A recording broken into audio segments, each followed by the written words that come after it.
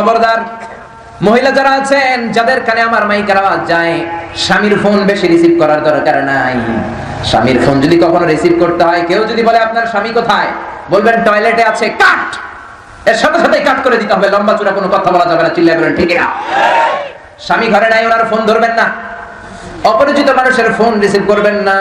যদি phone receive করাই লাগে, এক শব্দে এক বাক্যে কথা শেষ করে দেন, কারণ কথার নাম লতা, কথার পিঠে কথা, যেরকম ঠিক কিনা? কারণ একটু একটু করে কথা বাড়বে। আপনার স্বামী কোথায়? টয়লেটে গিয়েছে। আপনি কে? আমি আপনার ভাবি। ও ভাবি, আপনি কোন এলাকার মানুষ? অমুক এলাকার। আরে আমিও তো এলাকার। আপনি কোন কলেজের ছাত্রী? অমুক কলেজের। আরে আমিও তো ওই কলেজের। ও ভাবি, এটা কেমন হয়েছে, ওটা কেমন হয়েছে, ঈদের ছুটি কেমন কাটালেন? ও ভাবি, 14 ফেব্রুয়ারি আসতে আর মাত্র 4 দিন বাকি। যেরকম ঠিক কিনা? ভেজাল আছে না নাই? এভাবেই পরকীয়ার পথ বাংলার জমিনের অনেক পুরুষেরা, মহিলারা এই ফোনের